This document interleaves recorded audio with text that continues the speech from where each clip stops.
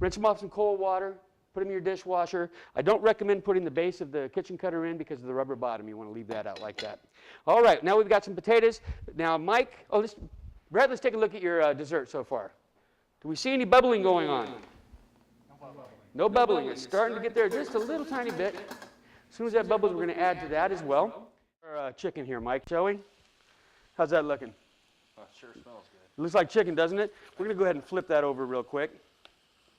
See how, Mike, is that sticking to the bottom at all? No, not at all. We haven't got any grease or anything in there, do we? Now, Mike, here comes the hardest part for you. I want you to take that bowl of potatoes that I have. Go ahead and grab a hold of them. Remember how good you were at baseball and making the pan? Oh, yeah. All right, I'm going to see if you can get all of those potatoes right on top of that chicken. Good job, Mike. Very good job. Now we got our potatoes and our chicken. How much oil and grease do we have in that pan? Absolutely none at all. How much seasoning do we have in the pan? None at all. None at all. Let's put some in there, Mike. That's Lowry's seasoning salt. Now you can cook this without any seasonings if you want. I like to do little Lowry's. Season to taste. Just remember with our cookware, you use less seasoning because you don't need as much. All the flavors stay in the pan. Excellent job. Put the lid back on. Now, do you all believe, Donna, do you believe that that food is still in that pan? Do I believe it's in there? Yes, I do. Is there any reason for us to lift that lid to see if it's still in there? No. No. We don't lift the lid. Once the food is in the pan, we put the lid on, it gets to stay in the pan, okay? So we're going to let that go. How are we looking over here? Rhett, take a look. Yes, we see bubbles, don't we, Rhett? Excellent. Your next job, cake mix. Go ahead. That's a half of a package of cake mix. Did we add any egg to that? No. Is there any moisture in there? Just cake mix, isn't it? Do me a favor, Rhett. Pour that right over the top of there. Well, you've done this before, haven't you? A lot of cake mix. Thank you, Rhett. Now, Rhett, do we need to stir that? No. This is Healthy Gourmet. It's easy cooking. We're going to be in and out of the kitchen quickly without very little work, hopefully. Put the lid back on. Oh, one more thing, Rhett, little cinnamon. Oh, let Donna do that. She's better with the seasoning. Yeah. Donna, go ahead. Pour a little bit. Just sprinkle a little over the top of that cake mix. You'll tell me when? That's it. You're good. Now we have dessert. You guys did a great job. You're in charge of dessert tonight. Although, I no longer need the stove. All we need to do is let it go long enough to bubble a little bit, because there's a little secret to this cookware. What you see right here is a 4-quart, but it's also what we call our all-purpose cooker. It's our gourmet slow cooker. So now I'm putting it on its base. It's now going to act as a slow cooker. You ever had your dessert cooked in a slow cooker before? Oh, it's a first for everything. Good. We're going to have fun tonight. You guys like to have fun? Are you having fun so far? Excellent. Mike, you didn't sound very happy about that. No. You're good. You're still worried about that chicken. Very good. Well, our chicken's doing just fine. By the way, this kitchen cutter is very simple to use. Told you about the rubber base. On these cones, you just pick them up, hold your hand on the inside. If you turn the handle clockwise, bring the cone up to those teeth, it will find its own way on. To take it off, just go counterclockwise. That's what you're trying to tell me. On, off, yes. You ready to try it, Mickey? Come on up. Take a hold of that cone, just like that. Turn the handle first. There you go, and now just bring it up to those teeth. It'll start to find its own way on. Perfect. Give it a little bit of a tug when you get it on like that. There you go. Counterclockwise, it comes off. Do you want me to take it off? Sure. Now put it back on.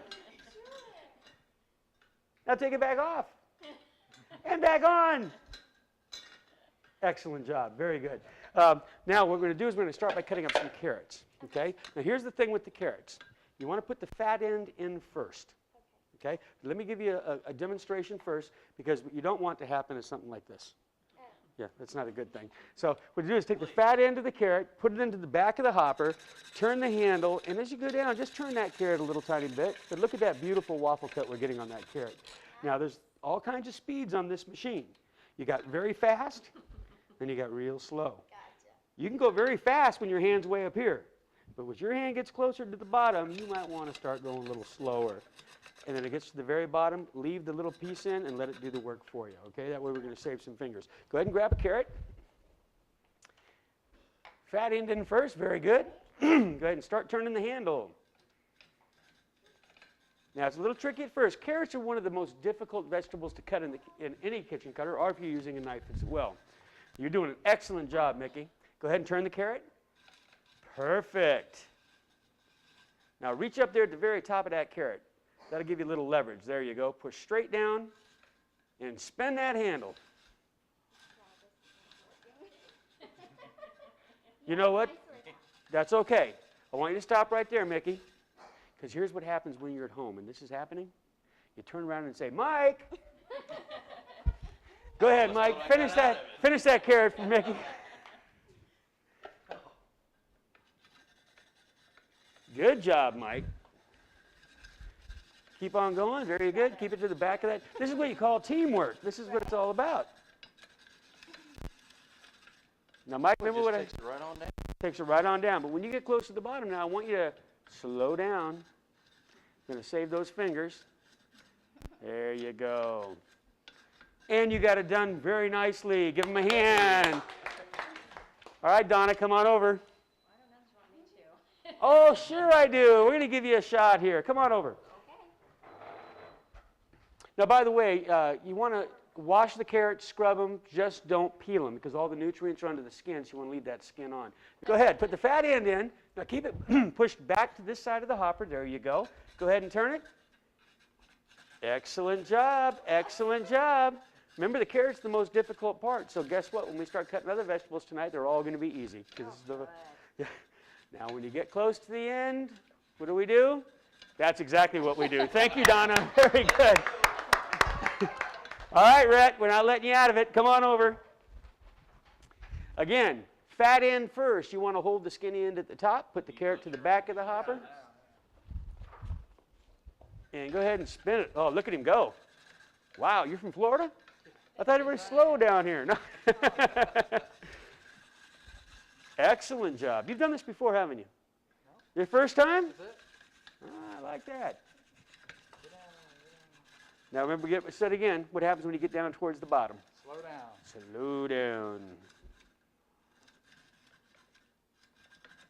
Perfect job. Perfect job. Let's hear it for Rhett.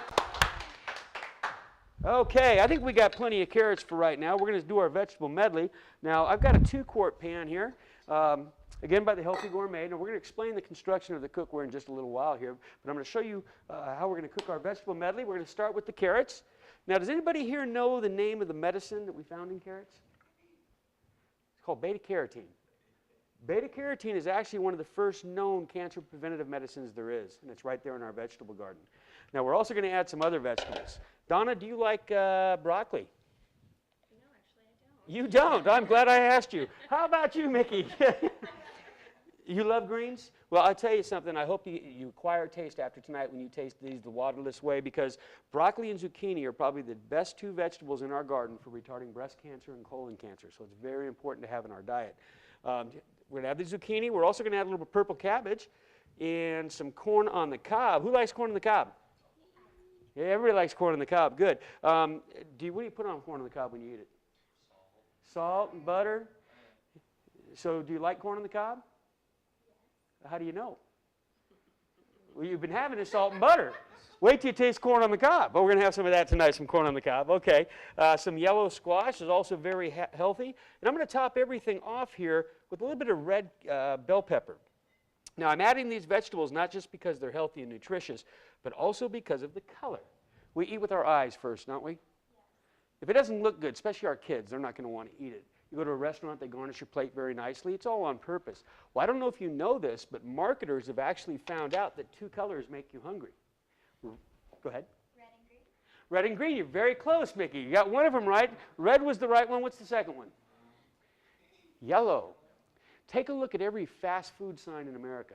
McDonald's, Burger King, Wendy's, Pizza Hut, Taco Bell. All of those signs are red and yellow. It's on purpose to make you want to stop and eat. Now take a look at the colors of these vegetables. How does that look? Does it look nice? Nice. With the reds, the yellows, the greens. Now, if we're cooking this at home, who should I pick on here? We'll go with Mike again. What's the next